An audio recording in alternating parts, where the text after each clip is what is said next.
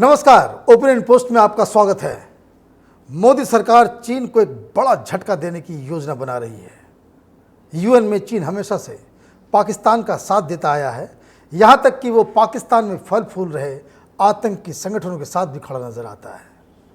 वो भारत के साथ बिजनेस करके खरबों डॉलर्स तो जरूर कमाता है, लेकिन जब भी मौका आता है तब वो भारत की पीठ में छुरा भोंकने से कभी बाज नहीं आता।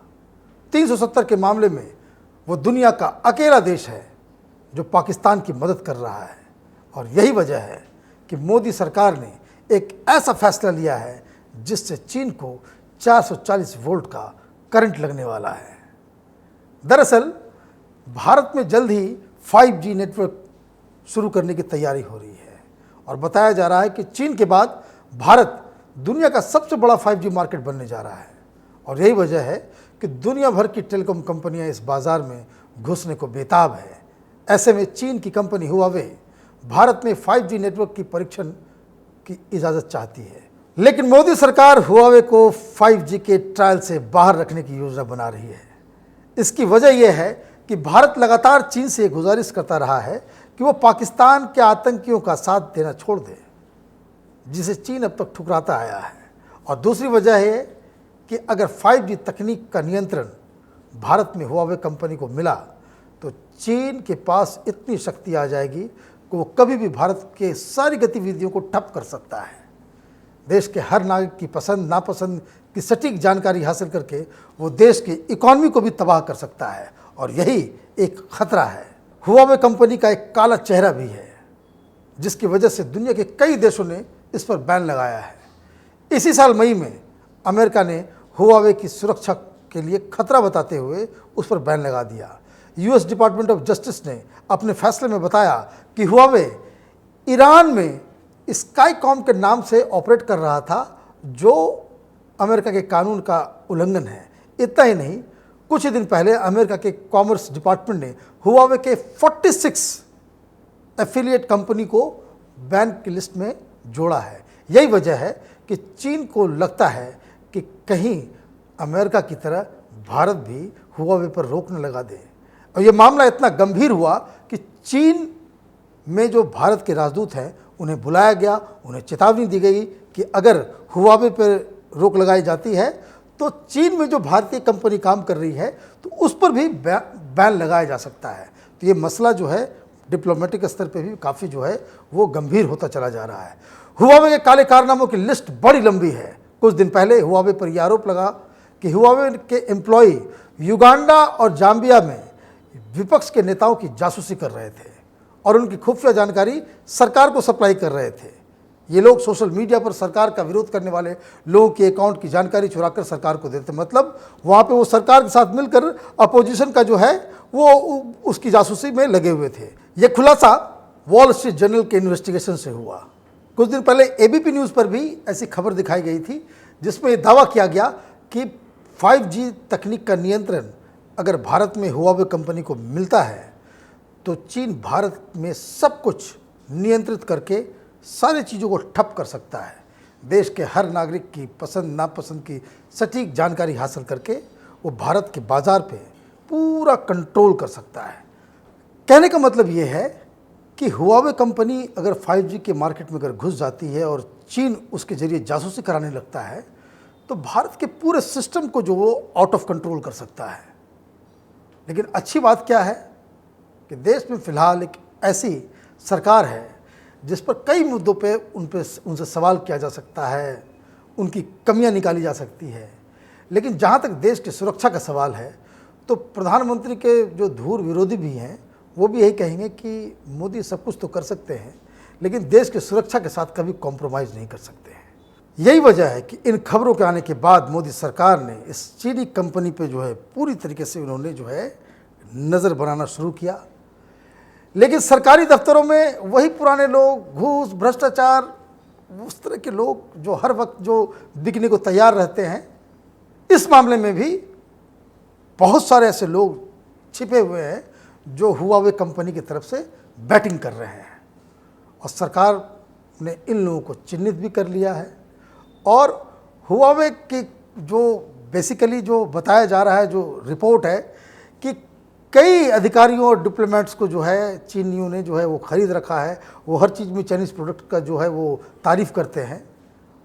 पहली बार ऐसा हुआ है कि सरकार ने ऐसे अधिकारियों को चिन्हित किया है और जो हुआवे की तरफदारी कर रहे थे उन्हें खत लिखकर ये बताया गया है कि वैंकूवर मतलब कनाडा में कुछ ऐसी घटना घटी है इस कंपनी के साथ, उसके बारे में समझना और उस पर इनकी क्या राय है हुआवे की कंपनी को लेकर वो बताया जाए।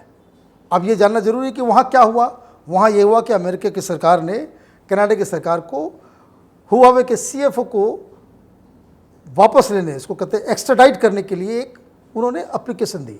और आरोप क्या लगा उसके ऊपर कि जो ये कंपनी है वो खुफिया तरीके से सीरिया और ईरान में जो है वो काम कर रही थी। ये आरोप जो है काफ़ी खतरनाक है, क्योंकि आप जो है आप खुफिया तरीके से इन देशों में अगर काम करेंगे तो इसका मतलब कुछ और होता है। अमेरिका और वैंकूवर में जो घटनाओं के बाद जो हिंदुस्तान में जो एजेंसियां थी उनके कान खड़े हो गए। इन्होंने फौरन सरकार को इत्तला दी कि हुआवे को 5G में घुसना देना, उनको एंट्री किसी खतरे से कम नहीं है। 370 के बाद चीन के रवैये से मोदी सरकार पहले से नाराज़ थी। साथ ही हुआवे ने अभी हाल में ये 2 दिन पहले ये डिक्लेयर किया कि वो $170 मिलियन जो है वो पाकिस्तान में इन्वेस्ट करने जा रही है। तो ये दोनों बातें हो गई, तो इस वजह से सरकार ने हुआवे कंपनी को 5G के ट्रायल से बाहर रखने की जो है वो योजना बनाना शुरू कर दी। अब मार्क करने वाली बात क्या है कि जो अधिकारी जो हिंदुस्तान में यहाँ जो मंत्रालय में बैठे हुए जो दलाल किस्म के अधिकारी हैं, उन्होंने क्या कह के बेचा हुआवे के प्रोडक्ट्स को, क्यों बताया कि भाई बहुत सस्ता है, इससे सस्ता और कोई दुनिया में कोई कंपनी नहीं दे सकता। तो खुफिया एजेंसी ने अपने रिपोर्ट में बताया है कि भाई सस्ते की वजह से हम अपनी देश की सुरक्षा जो है दांव पर नहीं लगा सकते। और वैसे भी ये एक ओपन सीक्रेट है कि हुआवे अपनी चीज़ों को सस्ते दामों पर क्यों बेचता है। हुआवे कंपनी को चीन की सरकार से कम मिनिमम $100 मिलियन हर साल जो है वो सब्सिडी के रूप में मिलती है और उन्हें जो वहाँ से जो बैंक के लोन भी मिलते हैं वो सस्ते मिलते हैं। लेकिन सबसे अहम बात जिसे सुनकर आप भी चौंक जाएंगे कि हुआवे के सीक्रेट डीलिंग का राज रिपब्लिक ऑफ चाइना के इंटेलिजेंस एक्ट में छिपा हुआ है। वहाँ का एक ऐसा कानून है जिसको आपको मैं बता रहा हूँ अभी, जिसे सुनकर आपको जो लगेगा कि भाई ये जो चाइनीज़ कंपनी हिंदुस्तान में काम कर रही है वो कितना खतरनाक है। और ये कानून क्या है? तो ये कानून है Republic of China intelligence act 2017 और इसका सेक्शन 7 क्या कहता है वो ज़रा सुनिए। चीन की हर कंपनी को चीन के खुफिया अफसरों को हर जानकारी देनी होगी। चीन की कंपनी को अपने व्यापार का डाटा और एक जानकारी चीन के इंटेलिजेंस अधिकारियों को पहुंचाना होगा। ये कानून है वहाँ का। विदेश में व्यापार करने वाली चीन की कंपनियां उनको अपने दफ्तरों और तकनीक के कंट्रोल तक पहुंच वो चाइनीज़ इंटेलिजेंस ऑफिसर्स के हाथ में देनी होगी। मतलब ये कि अगर कोई कंपनी हिंदुस्तान के अंदर में काम कर रही है तो उसका जो सर्वर है, उसका जो मेन टेक्निकल हब है, वहाँ तक चीन के जो एजेंसीज़ हैं, माने जो खुफिया एजेंसी है, उनको जो है वहाँ तक उसको भेजा जाएगा। और सबसे बड़ी बात कि अगर कोई कंपनी ये काम नहीं करती है तो उसे सज़ा देने का जो है भी प्रावधान है। तो ये चीन का कानून है।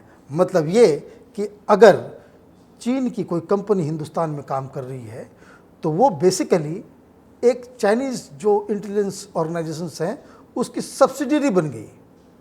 वहाँ जो है इंटेलिजेंस ऑफिसर वहाँ पे रिक्रूट भी होंगे, वहाँ पे वो हस्तक्षेप भी करेंगे।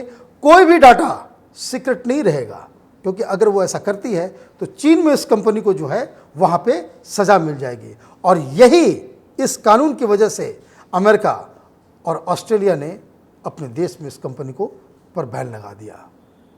न्यूजीलैंड, जापान, ताइवान ने भी चाइनीज़ कंपनी हुआवे पर प्रतिबंध लगा रखा है। फ्रांस और स्पेन में भी ये जो 5G को लेकर वहाँ पे भी तैयारी जो चल रही है उस पर भी जो है बैन लगा हुआ है। पूरी दुनिया में, ब्रिटेन में, पोलैंड में ये जो हुआवे की जो पूरी तकनीक है और ये जो कानून है उस पर जो है सवाल उठ रहे हैं। भारत में प्रधानमंत्री के वैज्ञानिक सलाहकार अध्यक्षता वाली समिति ने हुआवे को 5G ट्रायल पर बैन की रिपोर्ट दी है। मतलब जो टेक्निकल कमेटी है उसने भी कहा है कि इस पे बैन लगना चाहिए। पाकिस्तान और आतंकियों का साथ देने का नतीजा चीन को अब लगता है भुगतना पड़ सकता है। सबसे मज़ेदार बात यह है कि जैसा कि हर कोई अपराधी जो होता है वो कहता है कि मैं निर्दोष हूँ, मैंने कुछ नहीं किया, तो हुआवे की कंपनी भी ये कह रही है कि उनके ऊपर जो दुनिया भर में जो आरोप लग रहे हैं वो सब के सब झूठे हैं, सब के सब गलत हैं। अगर चीनियों की बातों में थोड़ी सी भी सच्चाई होती तो इतने सारे देशों में शायद बैन नहीं लगता। और ये बैन इसलिए भी लगा है क्योंकि जो आरोप लग रहे हैं उसमें वाकई सच्चाई है। जो कानून है चीन का वो तो एक सत्य है, और चीन हिंदुस्तान के लिए तो अकेला मुल्क है जो बेशर्मी के साथ पाकिस्तान के आतंकवादियों के साथ और उनके बचाव में खड़ा होता है। और जानबूझकर वो आतंकवादी जिन्होंने हिंदुस्तान की कई जगहों पे बम धमाके किए, हमला किया, हजारों लोगों को मौत के घाट उतार दिया। लेकिन समस्या एक और है जो पॉलिटिकल है। विपक्ष के कई नेता चीनी राजदूत और डिप्लोमेट्स के साथ जो है चोरी छिपे मिलते हैं, और साथ में हुआवे के कॉम्पिटिटर यानी रिलायंस, मतलब मुकेश अंबानी जो 5G लेकर के आ रहे हैं उसको एक टारगेट बना करके उस पर तंज करते हैं, उस पर राजनीति करते हैं। और ये वही लेफ्ट लिबरल गैंग है जो चीन के समर्थन में खड़ा रहता है। आप ये देखिए किस तरह का ये पूरा का पूरा हमने जो चीनियों के सामने जो है, ये हमारे देश का जो एक वर्ग है विपक्ष का, उसके सामने उसने जो है घुटने टेक दिए हैं। तो सरकार को जो है दो टूक में चीन से बात करनी चाहिए। उन्हें बताना चाहिए कि अगर वो पाकिस्तान और आतंकियों से प्यार है तो हिंदुस्तान के साथ जो व्यवसाय वो करते हैं, जो बिजनेस करते हैं, उसमें दिक्कतों को जो है झेलने के लिए वो तैयार हो जाए। क्योंकि देश की जनता, अगर सरकार ये फैसला लेती है तो देश की जनता जो है वो बिल्कुल उनके साथ जो है वो खड़ी रहेगी।